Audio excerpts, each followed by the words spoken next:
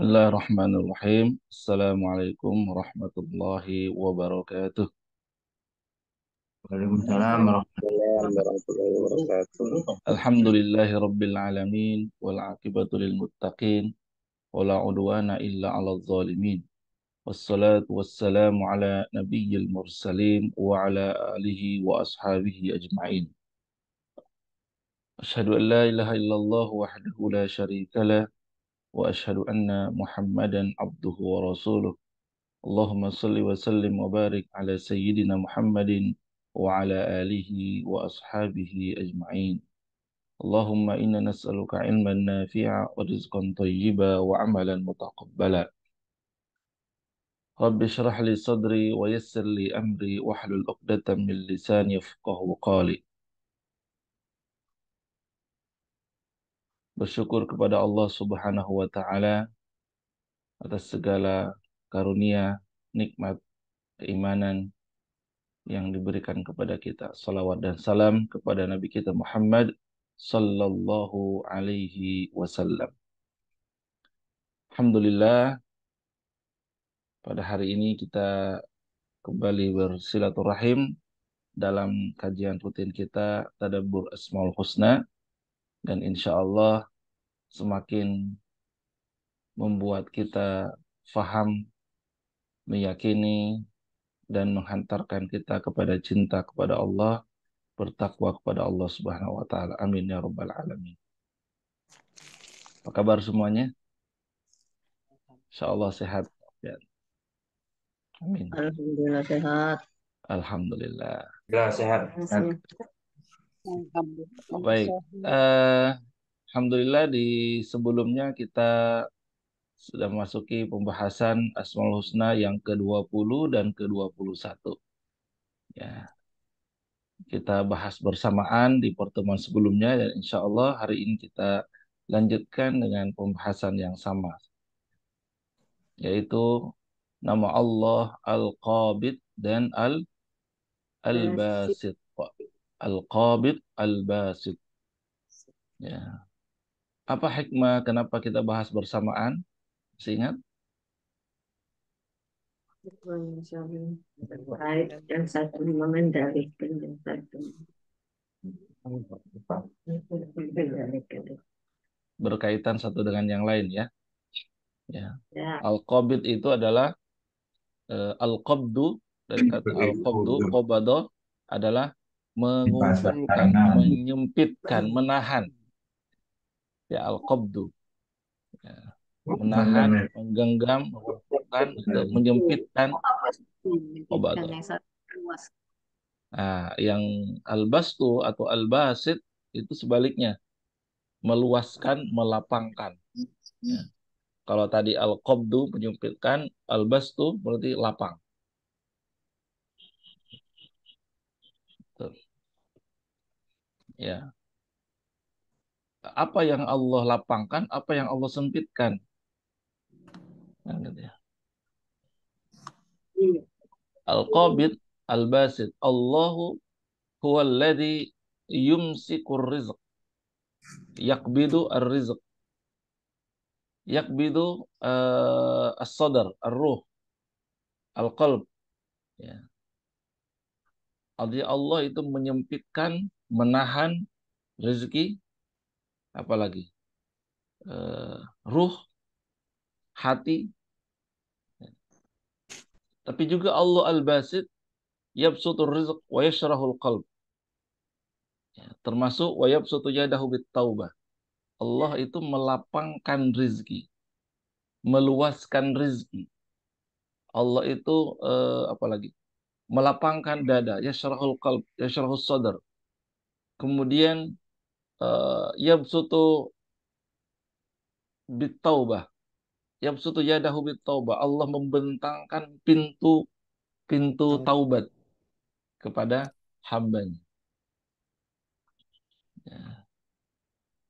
Kita bahas berbarengan sekalian karena memang dua hal ini berkaitan, ya. Dan terkadang seseorang bisa memahami eh, Allah menyempitkan rezeki karena Allah juga melapangkan rezeki. Jadi satu sisi dilapangkan, satu sisi disempitkan, ataupun sebaliknya. Dan terkadang seseorang tidak bisa memahami ya arti makna kesempitan sebelum memahami makna kelapangan. Atau seseorang tidak memahami dengan baik, dengan benar, pentingnya keluasan rezeki, keluasan hati, sebelum dia mengalami kesempitan.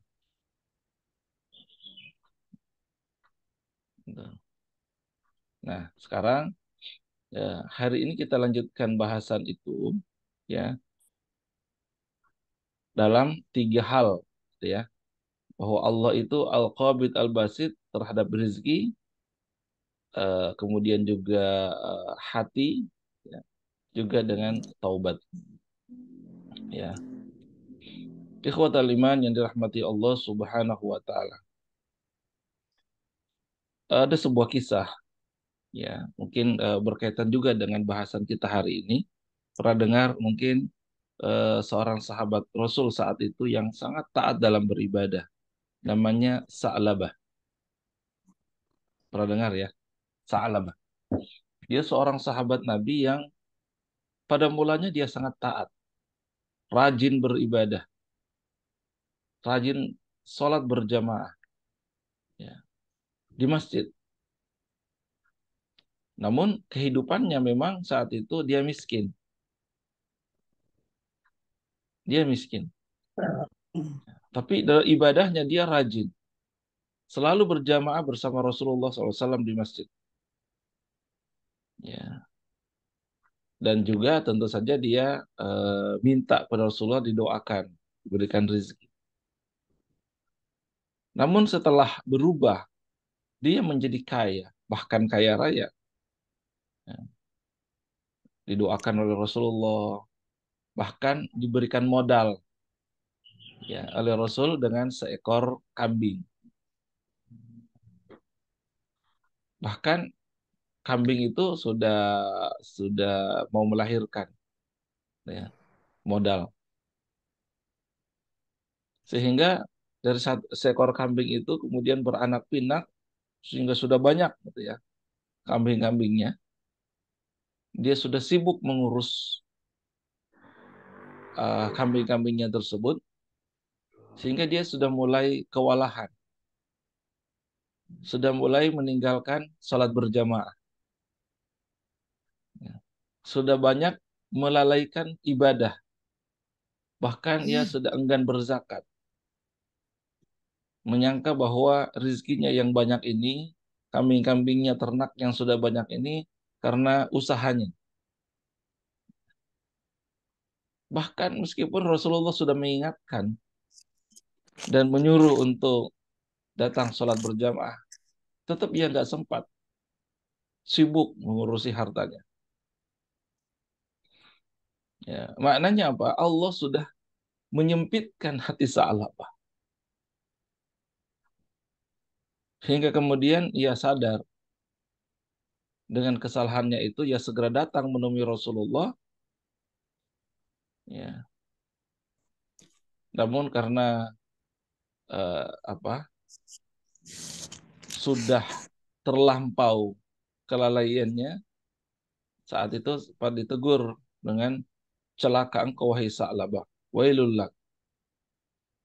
Dia sudah menjadi durhaka kepada Allah, lupa diri.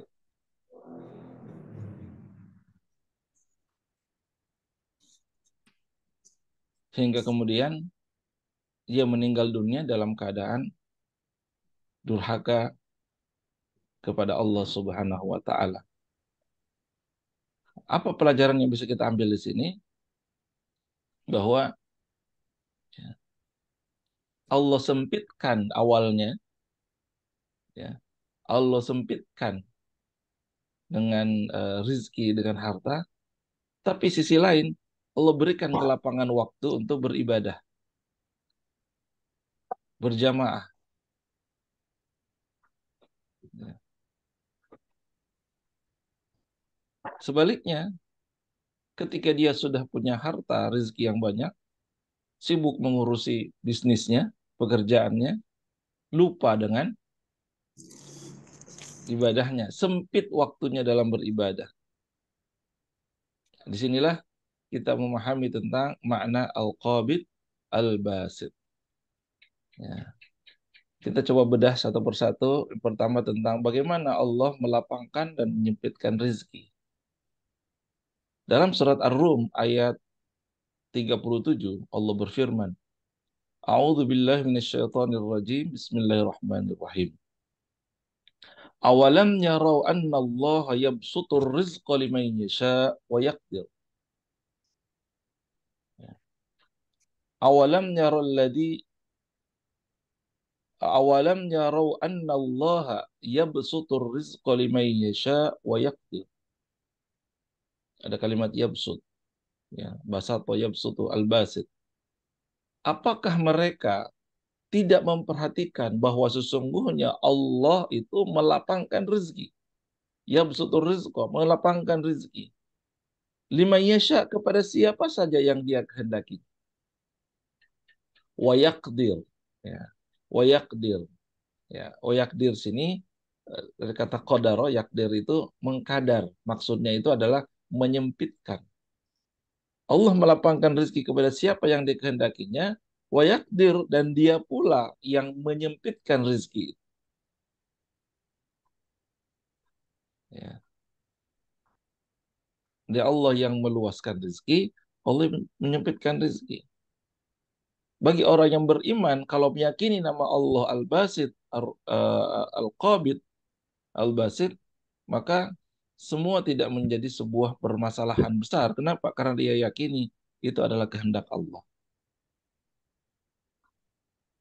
Dan kita fahami bahwa luasnya rizki, lapangnya rizki, atau sempitnya, itu tidak ada hubungannya dengan kecerdasan, kepintaran seseorang. Rezeki tidak berbanding lurus dengan kecerdasan otak seseorang. Kenapa? Karena semua itu adalah hak prerogatifnya Allah. Allah yang maha berkehendak. Allah yang maha melapangkan, Allah yang maha menyempitkan. Karena kalau kepintaran seseorang kemudian sejalan dengan rezekinya, maka siapa yang paling kaya? Yang paling pintar, gitu kan? Siapa yang paling banyak rezekinya? Yang paling cerdas. Buktinya gimana? Kenyataannya. Mereka yang pengusaha, yang lapang, ya, ternyata banyak juga yang sekolahnya nggak tinggi-tinggi amat. Betul nggak? Ya. Atau sebaliknya. Ya. Jadi tidak berbanding lurus maksudnya. Bukan berarti tidak tidak perlu sekolah, tidak perlu cerdas, bukan. Tapi maknanya adalah tidak berbanding lurus. Artinya semua itu haknya Allah. Siapa saja yang dia kehendaki untuk dilapangkan, Allah lapangkan. Siapa yang Allah kehendaki disempitkan, Allah sempitkan. Ya. Kalaupun kemudian ada yang mengatakan, ayo sekolah yang tinggi-tinggi nanti supaya bisa bekerja dapat dapat jadi orang kaya. Ya sebenarnya nggak ke sana gitu.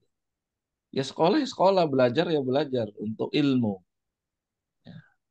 Adapun kemudian dengan ilmu itu dia mendapatkan rezeki, wasilahnya, perantaranya. Ya. Nah, sekiranya pun kemudian Allah berikan rezeki, Allah lapangkan rezeki, ya, maka itulah kehendak Allah. Ya.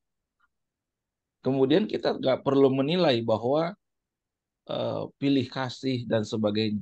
Allah yang paling tahu, Allah yang paling mengerti kadarnya. Siapa hamba yang pantas, siapa yang belum siap.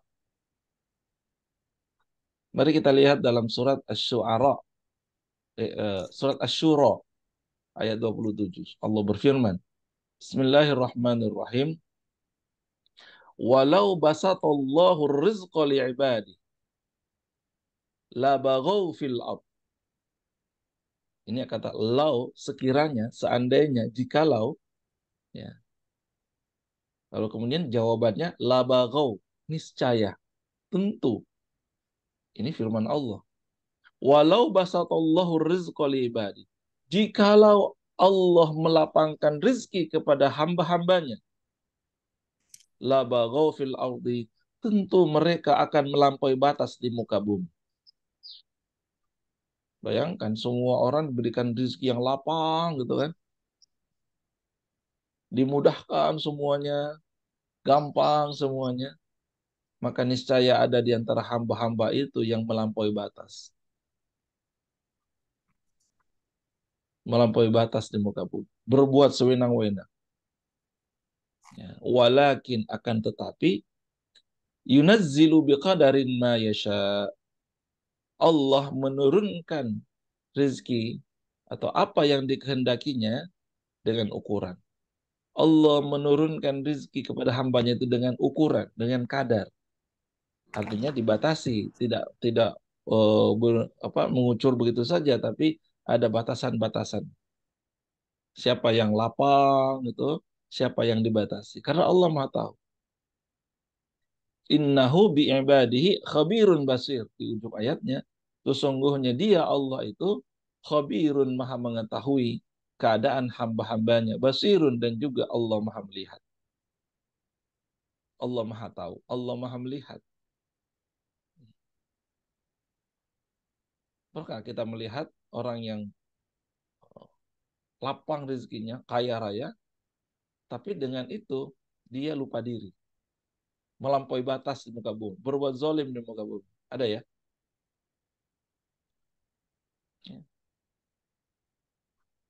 Lagi pula kemudian, kita tidak perlu iri. Karena sekali lagi, Allah yang paling tahu.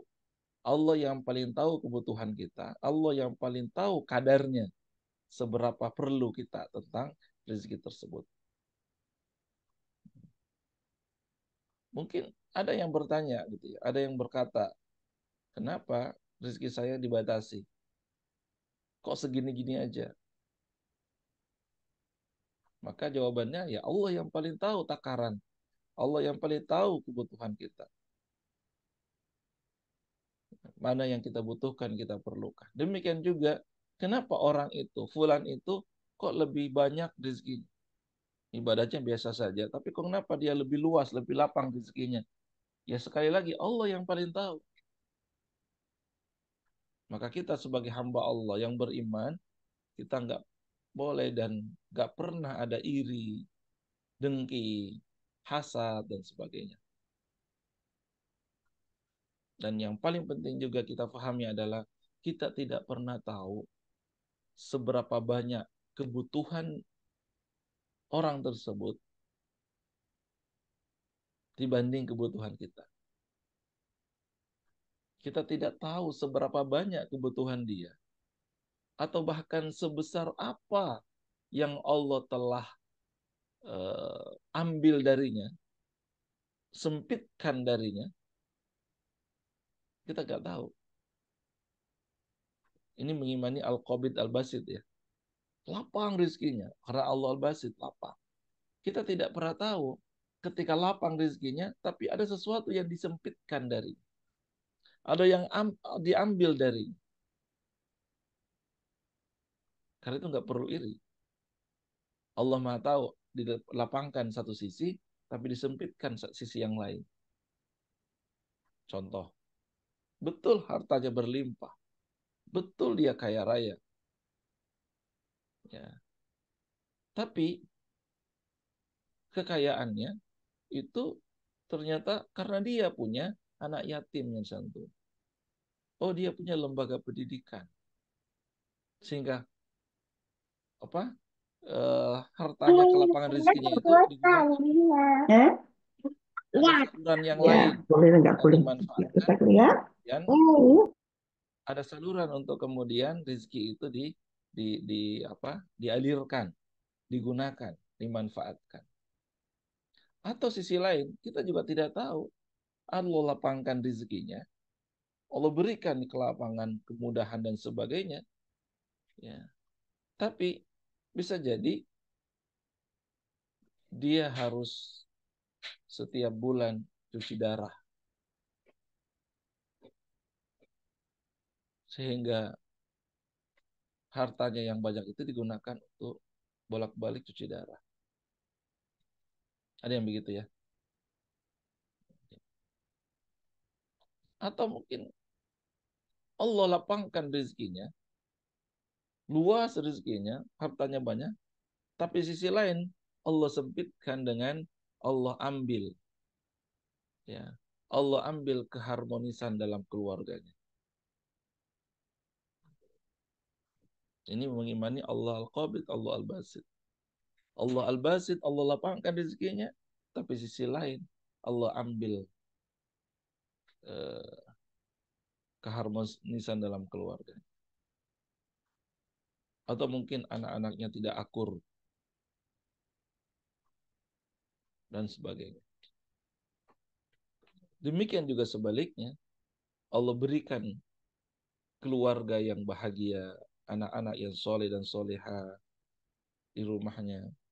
Tapi bisa jadi Allah sempitkan dari sisi rezekinya. Jadi Allah lapangkan satu sisi, tapi disempitkan sisi yang lain. Maka di situ kita mengimani bahwa itulah Allah yang mengkadar. Allah yang maha melapangkan, Allah yang maha menyempitkan. Ya. Namun kita harus yakini bahwa sekali lagi bicara tentang rezeki, rezeki tidak ada hubungannya dengan angka, dengan nominal. Ya.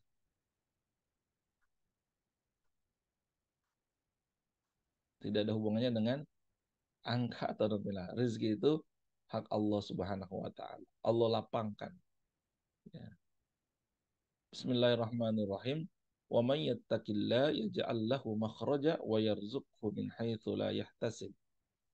Barang siapa yang bertakwa kepada Allah, ya, yang bertakwa kepada Allah, ini janji Allah. Ya. Yaj'al lahu makhraja, Allah akan uh, jadikan baginya jalan keluar, solusi. Yang kedua, wa yarzuqhu min haitsu la yahtasib, dan Allah berikan rezeki dari arah yang tidak disangka-sangka. Ya. Maka ada hubungannya antara jalan keluar, solusi, rezeki, dan hubungan dengan Allah. Dengan hubungan dengan Allah. Ya. Ketika kita ingin mendapatkan kelapangan rezeki, ya, jalan keluar dalam kehidupan ini, solusi dalam permasalahan kita, maka bangun hubungan dengan Allah. Bangun hubungan dengan Allah. Yattaqillah tadi. Ya. Siapa yang hubungannya baik dengan Allah, hubungannya baik dengan Allah, maka ya di sini karena janji Allah, pasti rezekinya akan lapang. Rezekinya akan lapang. Loh, tapi kok ada orang soleh miskin? Ada ya? Ya. Tadi kembali lagi bahwa konsep rezeki jangan atau tidak sama dengan angka. Tidak bisa nominalkan. Beda. Ya. Karena beda dengan harta. Harta itu hitungannya, ukurannya nominal angka. Itu harta. Sekian rupiah, sekian miliar, itu nominal angka. Dan harta itu hanya bagian kecil dari yang namanya rezeki. Bagian kecil dari yang namanya rezeki. Rezeki lebih luas lagi. Ya.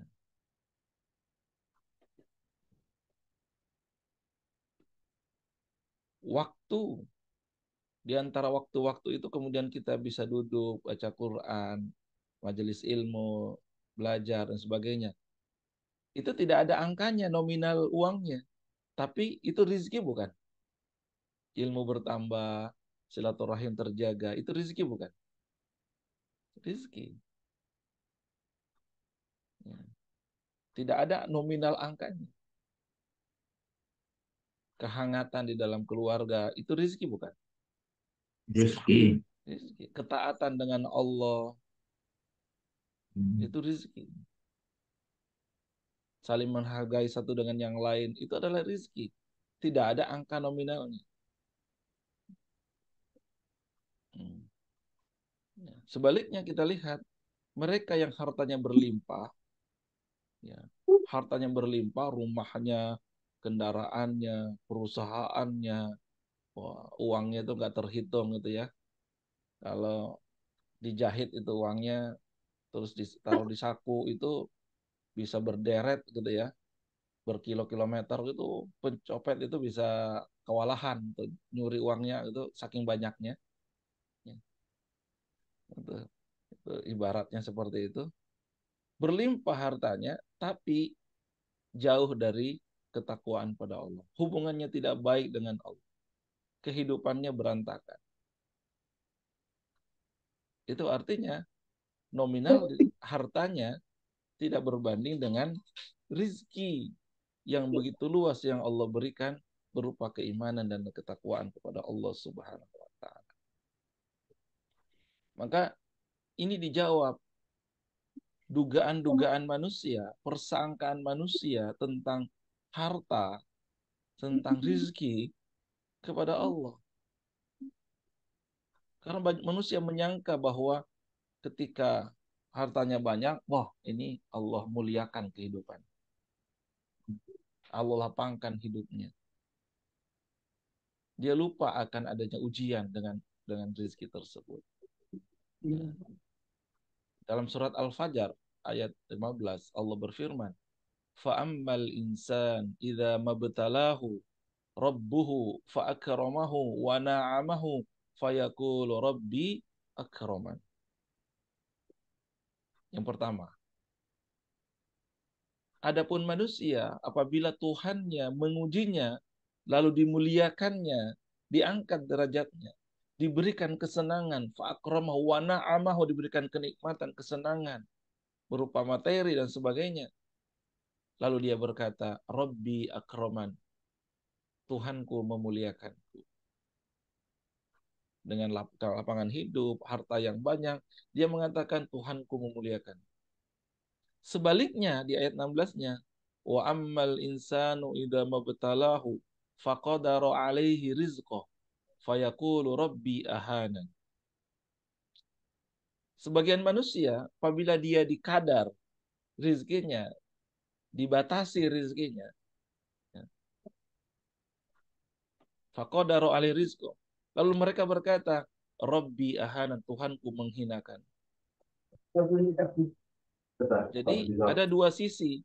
Dia satu sisi merasa dimuliakan karena hartanya banyak, satu sisi merasa dihinakan karena hartanya banyak, hartanya berkurang. Nah ini adalah hoax yang dijawab oleh Allah. Kalla, tidak begitu. Hitungannya tidak begitu. Kalla. Di ayat berikutnya. Jadi inilah kebohongan, hoax manusia kepada Tuhannya. Kalau dilapangkan rezekinya, ya, atau kebahagiaannya, dia berkata Allah memuliakan. Allah baik banget kepadaku. Allah sayang banget kepadaku. Kenapa? Karena kerjaannya lapang, rezekinya banyak dan sebagainya. Atau sebaliknya, rezekinya dikurangi, ditahan, berantakan hidupnya, hancur rumah tangganya, sempit hatinya. Lalu dia mengatakan, aduh Allah menghinakan. Kenapa Allah memberikan aku seperti ini? Kok begini amat hidup saya? Sekali lagi, itu hoax, kebohongan. Kenapa? Karena bukan itu ukuran. Itu adalah ujian. Ya. Dalam kitabnya Dr. Rotib An-Nablusi, dalam kitab Mausu'ah Asmaul Husna, beliau menyampaikan bahwa laisal bastu ikraman, al-qabdu ahanan, walakinnal ata wa imtihanan, wal qabdu wiqayah. Artinya, kelapangan itu, kelapangan, al-bastu, kelapangan itu bukan tanda atau bukan bentuk kemuliaan. Wal qabdu ihanan. Demikian juga penahanan itu bukan penghinaan. Ketika dikurangi, ditahan rezeki itu bukan bentuk penghinaan. Jadi kelapangan rezeki bukan tanda atau bukan bentuk kemuliaan dan kebaikan. Apalagi harta rezeki yang bertambah, yang dilapangkan, tidak membuat bertambah kebaikan, keimanan, dan kedekatan kepada Allah. Demikian juga al-qabdu, disempitkan rezekinya, hartanya, itu bukan bentuk penghinaan. Apalagi kemudian disempitkan rezekinya, tapi dia dekat dengan Allah, itu justru bukan penghinaan, tapi itu adalah dia sedang dimuliakan Allah. Jadi sempit atau luasnya rezeki itu sebuah ujian. Ya, kata Dr. Rutib An-Nablusi, walakinnal ata imtihanan wal qabdu wiqayah. Pemberian itu, keluasan harta itu, rezeki itu adalah ujian, imtihan. Wal qabdu wiqayah, dan ketika disempitkan rezekinya itu adalah penjagaan dari Allah. Allah sedang menjaga. Karena Allah Maha tahu kalau diberikan rezeki yang lapang, luas, jangan-jangan ini digunakan untuk dosa, maksiat, judi, dan sebagainya. Maka ditahan. Ya kan? Ditahan. Ikhwatal iman yang dirahmati Allah Subhanahu wa taala. Ya. Masih ya, kata Dr. Rotib An-Nablusi, ya, Rotib An-Nablusi ini yang mengarang buku Mausu'ah Asmaul Husna wa Sifatuhul Fudla. Beliau mengatakan, "Falaisa idza qabada qabdun bakhila bal yaqbidu an hikmatin." Kalau ditahan, rizki itu ditahan, itu bukan berarti Allah bakhil. Itu bukan berarti Allah itu pelit. Tapi ada hikmah, banyak hikmah. Ya, ada hikmah. Apa hikmahnya? Banyak. Agar Allah ingin agar kita ini tidak rusak. Allah ingin agar kita ini tetap punya waktu untuk dekat dengan Allah, datang kepada Allah, bangun tengah malam, berdoa, bermunajat kepada Allah. Kan gitu. Contoh nih, yang punya anak, punya cucu, ya.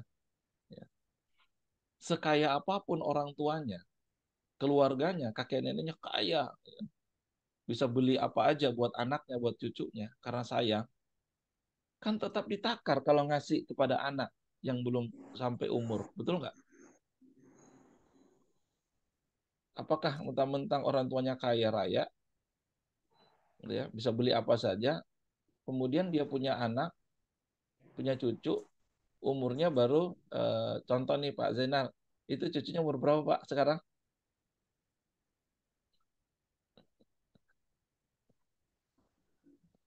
Satu tahun, sudah ada setahun berapa? Satu tahun ya? Ya. Apakah karena Pak Zainal sayang terlampau kepada cucunya, gitu ya, dan 8 bisa bulan. beli berapa? 8 bulan. 8 bulan, gitu ya, karena sayangnya gitu. Apakah kemudian, wah, ini punya cucu nih 8 bulan, belikan handphone gitu, Iya, iya. belikan belikan sepeda motor gitu? Kan nggak gitu ya konsep. Ini perumpamaan gitu ya, ilustrasi ya. Sekaya apapun orang tua, kakek neneknya, tetap kan ditakar apa yang diperlukan, apa yang pantas, apa yang cocok. Betul Pak ya? Ya, Enggak kemudian tiba-tiba, wah ini beliin apa gitu, beliin apa. Ya kan ada takarannya. sesuai Wah, kebutuhan. sesuai kebutuhannya, betul sekali. Ya Allah kan, Allah Maha tahu lagi gitu dengan kita hambanya. Bayangkan kalau anak 8 bulan kemudian wah saking sayangnya beliin bakso,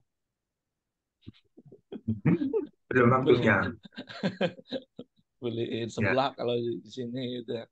Ya kan enggak, justru justru itu membahayakan, merusak. Nah, itu maksudnya. Jadi ketika Allah tahan rizki, maka ada hikmah yang mungkin kita belum tahu, belum paham, tapi yakinlah Allah Maha tahu. Karena Allah Al-Qabid, Allah Al-Basit. Ya. Dalam kitab Al-Hikam oleh Ibnu Athaillah As-Sakandari, dalam kitab Al-Hikam, beliau menyampaikan, "Rubbama afadaka fi lailil qabd ma lam tastafiduhu fi isyraqi naharil basjid." Maksudnya, banyak orang mendapatkan pelajaran penting dalam hidupnya ketika hidupnya dalam keadaan sempit. Sesuatu yang dia tidak dapatkan ketika hidupnya lapang. Dia sadari itu ketika ada ujian kesempitan hidup, cobaan, dia sadar sesuatu yang tidak dapatkan kesadaran itu ketika dalam kondisi lapang. Beliau ibaratkan di sini oleh dalam Ibnu Athaillah Al-Hikam, beliau ibaratkan fi lailil qabdi, malam hari. Seseorang tidak melihat malam pekatnya malam, gelapnya malam hari. Terkandung makna manfaat di balik pekatnya malam. Sesuatu yang tidak ditemukan pada terang benderangnya siang hari. Ya. Contoh, nikmatnya tahajud sholat malam itu kapan? Ya, tengah malam kan? Sesuatu kelihatannya sekilas, wah gelap, malam sempit. Tapi ternyata disitulah orang banyak menikmati indahnya malam, melihat bintang-bintang, dia bisa sujud kepada Allah. Sesuatu yang dia tidak temukan di siang hari. Ini luar biasa ini perumpamaannya Ibnu Athaillah, kitab Al-Hikam.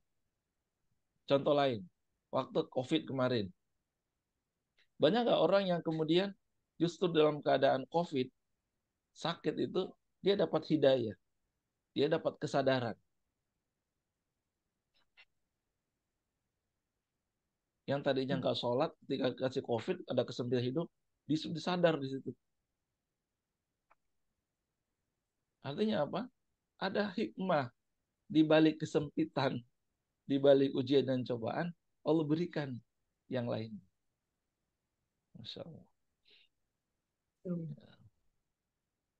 Beliau mengatakan, Ibnu Athaillah, bastuka kaila yubqika ma'al qabdi, wa qabduka kaila yatrukuka ma'al basti. Ini kalau kita sudah mengambil hikmahnya.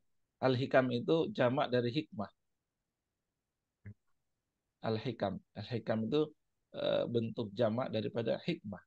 Jadi kalau buku itu hikam, maka itu banyak hikmah-hikmah yang kemudian dikumpulkan oleh Ibnu Athaillah As-Sakandari dalam sebuah buku.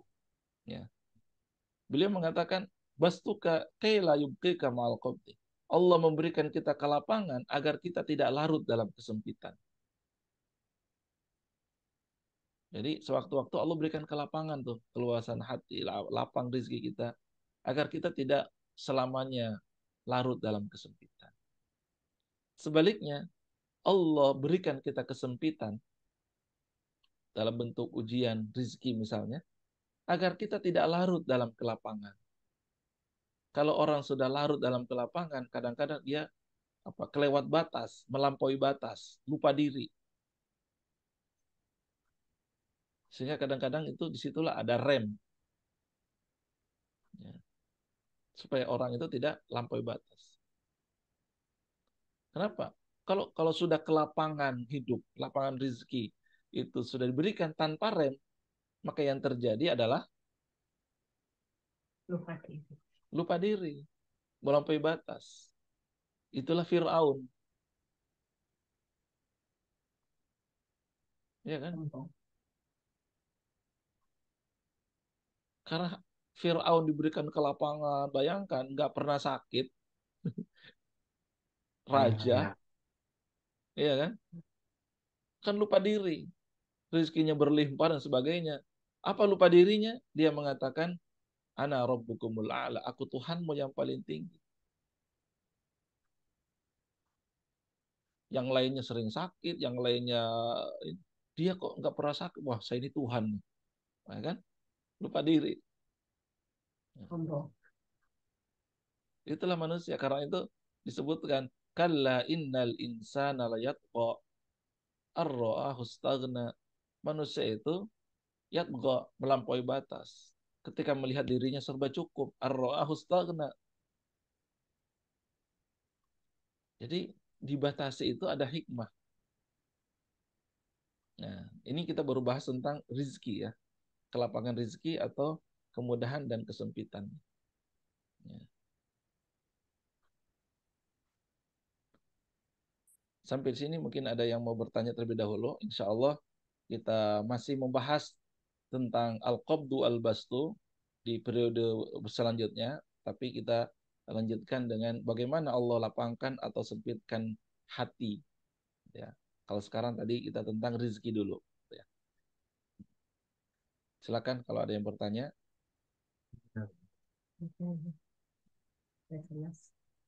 Alhamdulillah. Jadi Bapak Ibu yang dirahmati Allah Subhanahu wa taala, sekali lagi konsep rizki itu jelas di dalam Islam. Ya. Semua makhluk siapapun di muka bumi ini, dia punya akal atau tidak, rizkinya dijamin oleh Allah. Cara rizki ya, sekali lagi tidak ada hubungannya dengan nominal. Angka, harta itu bagian kecil daripada rizki. Dan semua makhluk itu dijamin oleh Allah rizkinya. Wa ma min dabbatin fil ardi illa 'ala Allahi rizquha dalam surat Hud ayat 6. Tidak ada satupun makhluk melata bergerak di muka bumi ini kecuali Allah yang menjamin, menanggung rizkinya. Allah yang menjamin. Ya, berarti dari siapapun sumbernya, caranya bagaimana? Ya Allah. Ya. Bekerja itu hanya perantara kita menjemput rizki. Apalagi berbisnis itu adalah perantara kita menjemput rizki. Dan lain sebagainya. Ya, perantara dengan cara-cara yang ma'ruf, cara-cara yang benar. Ya. Wah, kalau gitu, korupsi itu perantara juga dong kita jemput rezeki. Enggak gitu juga. Maling ya Benar. maling, mencuri ya mencuri gitu ya. Ya. Bukan perantara, itu berbuat zolim. Ya, dengan cara yang ma'ruf kita menjemput rezeki dengan bekerja, dengan berbisnis, tijaroh, ya, eh, dan lain sebagainya. Ya. Jadi meskipun sang hamba belum bekerja, seperti cucunda kita ini 8 bulan, dia sudah dijamin rezekinya oleh Allah, Iya. ya kan? Sudah Iya. ditanggung oleh Allah rezekinya. Caranya gimana? Lewat apa? Iya, lewat orang tuanya yang bekerja, lewat sekeluarganya dan sebagainya. Nah, itu rezekinya. Iya. Jadi semuanya tinggal kita memang menjemput, nggak bisa diem gitu ya. Karena itu dalam Islam ada konsep ikhtiar, berupaya.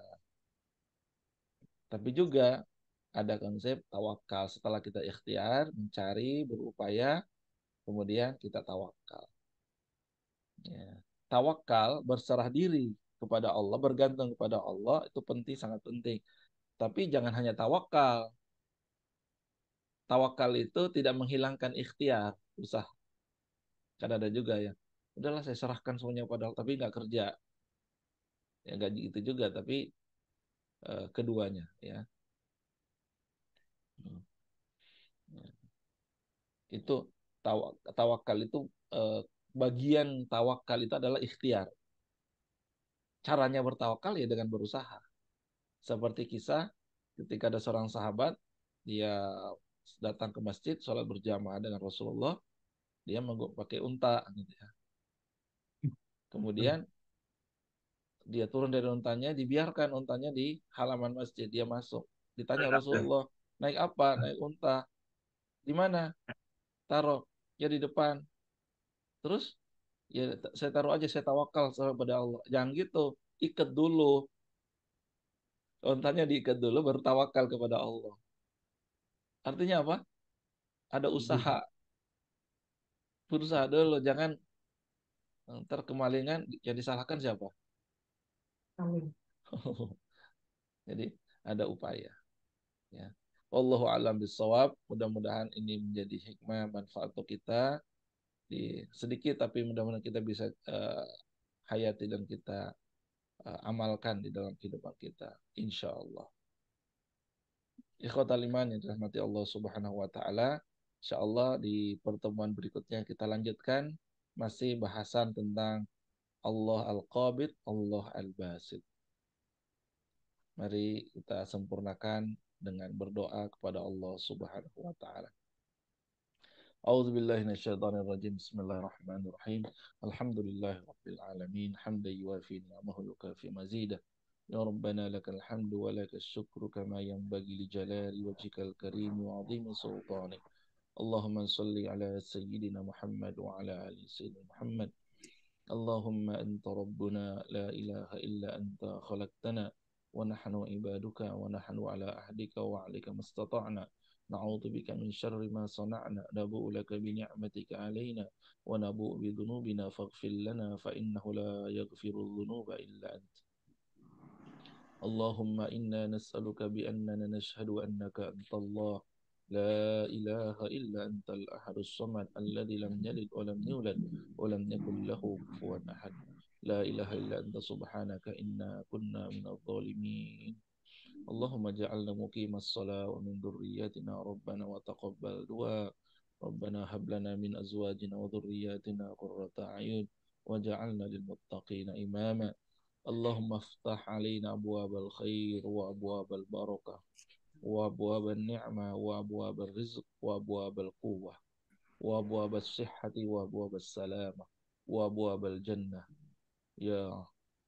يا عافنا من كل بلاء الدنيا وعذاب الآخرة واصرف عنا بحق القرآن العظيم ونبيك الكريم شر الدنيا وشر الآخرة اللهم اكفنا بحلالك عن حرامك واغننا بفضلك عمن سواك اللهم إنا نسألك نفسا بك مطمئنة تؤمن بلقائك وترضى بقضائك وتقنع بعطائك. Ya Allah ya Rabb, kami memohon kepadamu jiwa yang merasa tenang kepadamu ya Allah, tentram denganmu ya Allah, yang yakin berjumpa dengan, yang ridha dengan ketetapanmu, yang merasa cukup dengan pemberianmu ya Allah.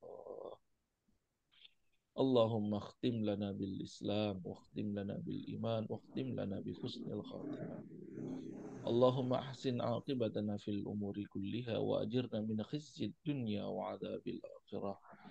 Ya Allah, jadikanlah akhir urusan kami menjadi baik serta lindungilah kami dari kehinaan dunia dan siksa akhirat ya Allah.